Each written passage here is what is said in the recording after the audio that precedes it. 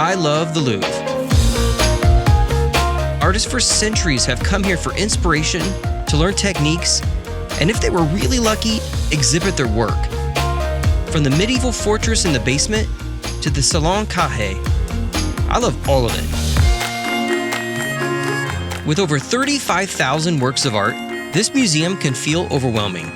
I'm going to give you a quick look inside at some of the most famous pieces, but even more importantly, show you what you might accidentally walk right by and miss.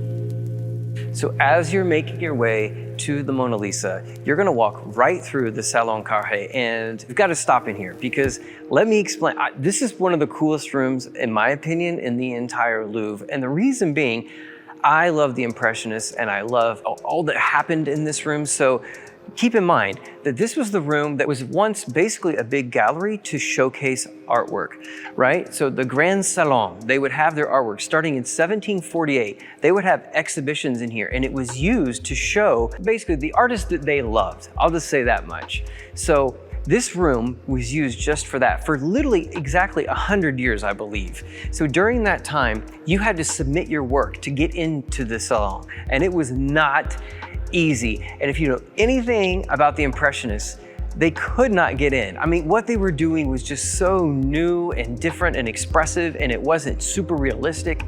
And they just kept getting rejected, and even Rodin got rejected for quite a while. So keep in mind how hard it was to get in here. As you walk across this floor and you look at the walls and you look at the ceiling, which is gorgeous, you can see why it was used as this absolutely beautiful place to display your work. But it wasn't just used for that. That's what I love. Remember, this museum was more than a museum. It was actually lots of different things, including a palace. And in fact, this room and the grand gallery that we're gonna walk down in a minute was used by Napoleon when he was married. He walked down and this whole room was converted into a makeshift chapel, which with all of the different decorative gold and everything, you can see why it made a perfect location. But it was in 1848, about 100 years, like I said later, that the new director of the Louvre decided that this needed to be converted into basically a room for Renaissance work, which is amazing. But again, keep in mind, in 1911 even, the Mona Lisa was in this room amongst lots of different paintings like you see here, which is why, honestly, they ended up moving it right to its own location, which we're going to head to next. But I hope as you are making your way to the Mona Lisa, you have to just stop. I just stand here and get goosebumps thinking about everything that happened in this room for so many years and how important it was to so many artists. If you can get that feeling, right? If you've ever shown your work or something you made, to come in here and see one of your pieces hanging amongst lots of others, but it was a very prestigious moment. And wow, what a beautiful ceiling as well. So we're gonna head into the Grand Gallery, and then yes, we're gonna hit up the Mona Lisa, so keep following me. This is the Grand Gallery and it's beautiful in so much natural light. But I wanna take you just outside, I mean, literally just outside the door to really my favorite Da Vinci paintings that are in this museum. So follow me right over here. And believe it or not, there's not just one, like I said, there's actually many. So in particular, there are these two side by side, which are absolutely gorgeous. And this one in particular, St. John the Baptist, is absolutely phenomenal. That smoky technique that Da Vinci used on the Mona Lisa, you see it so much more in here. And not only that, just again, this is like the Renaissance hall, right? So all of these are Renaissance paintings, but this one in particular just really grabbed me because it's absolutely beautiful. And not only that, right? We're going to see the Mona Lisa also because of the way that the artist used that technique, but he does it in here just as well. And honestly, in my opinion, it's even a little better because of the way he turned his head. And so you get that look just out of the corner of your eye, and the way the artist could actually, again, create that very dark depth and smoky feeling. And over here, he does the same thing with this painting. And I actually like contrasting these to the Mona Lisa because if you look in the background, he uses almost a very similar landscape as with these kind of mountains and light colors. Another technique that you don't see on the Mona Lisa is the way Da Vinci would use. Remember, if you see some of his sketches, he's always turning their wrists and their hands. And so in here, he's using it to direct your eye across with different hands. It almost makes like a triangle, right? So he's using the finger and then the eyes to then move you around the painting. And again, with this painting, if he didn't use it with John the Baptist, that finger going up, it makes your eye go around.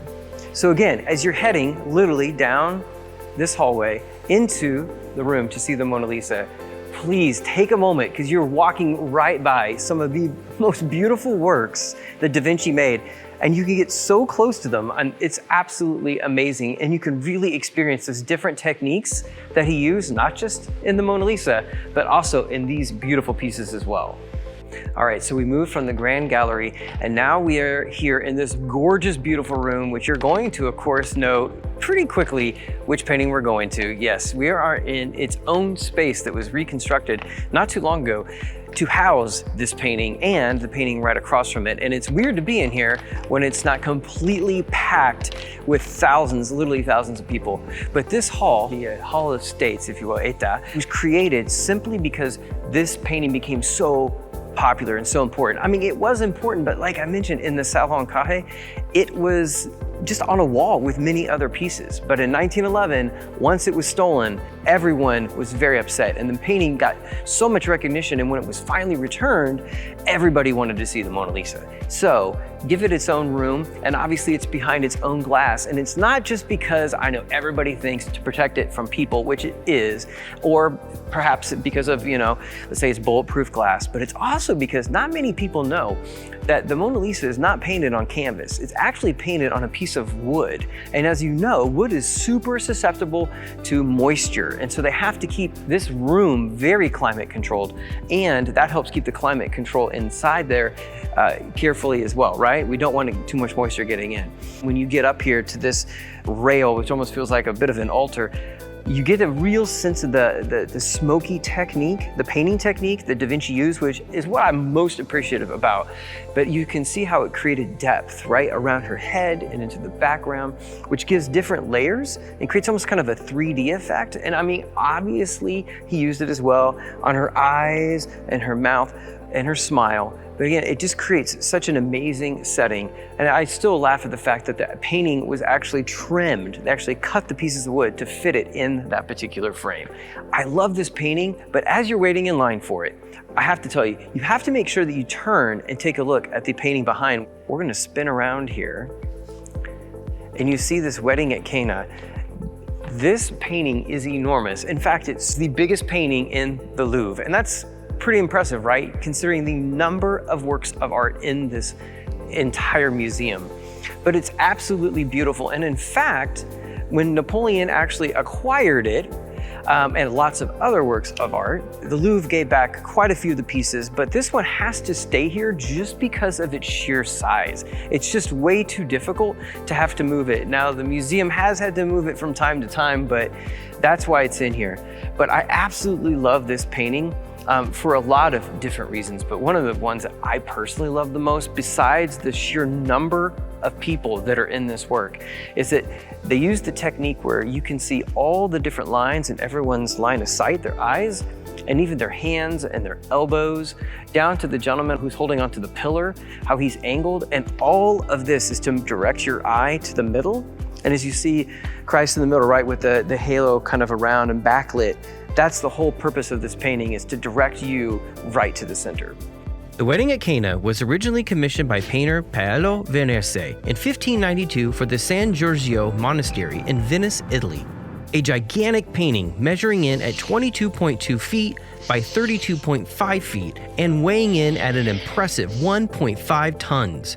The height of the Renaissance style with so many human figures, perfect proportions, balance of subjects, color, and light. It was so good that Napoleon took notice in 1797 and plundered the picture as war booty during the French Revolutionary Wars. To transport it, Napoleon's goons horizontally cut and rolled up the canvas to be stitched back together in France and hung inside the Musée Napoléon, which would later become the Louvre. Yes, it is worth coming to the Louvre to see the Mona Lisa, but I'm telling you what, they are some of the most gorgeous works of art in here that you may not even expect or know that's in here. So as you're walking through the Louvre, you're gonna come across this beautiful, beautiful sculpture. It is by far one of my favorite in the entire museum. Obviously there are many others, but this one in particular is very, very significant and very old. In fact, this is the Victoire de Saint-Martras, and it is over, I believe 3rd century BC. So we're talking thousands of years old. The Winged Victory, as it's often known as. But it was recreated after they discovered it. And what's so impressive about it, besides the fact that the wings are wide open, and they recreated where it would have actually originated, which had been on the bow on the front of a ship. And what is so amazing about it is you can see that it looks like she just landed, right? And this sculptor is amazing because it looks as though you can feel the space around and like this movement that just happened, like she just touched right there on the front of the boat, which is really, really impressive. One other fun fact, and another name, obviously, of this sculpture is Nike, right? The goddess Nike. And yes, I know what you're wondering, like, wait a minute, is there some sort of connection? And yes, there is. That yes, the company Nike, when they were trying to come up, they had to rename the company back in the 70s. And in fact, they loved us because the goddess of Nike was about victory. You can see the connection there, right? And obviously, I kind of feel like the wing itself has that movement that they try to put into the logo itself. But beyond that, there's such an amazing history behind it. And again, now you know why she's leaning forward a little bit. Just, you can imagine just perched right on the front of the ship, immediately just landed. So much movement going on, especially in the folds and the wind, that you feel like it's actually moving, even though obviously it's in stone, it's not going anywhere. But you have to stop and appreciate this gorgeous sculpture as you're working your way into the Renaissance area. The Louvre. There really is nothing like it. I've only scratched the surface of what you can experience here. My suggestion? Give yourself plenty of time. Seeing everything from the Mona Lisa to the Winged Victory is amazing, but there is so much more to experience. So get close and look around, because you may be standing right by some of the most powerful works of art in the world.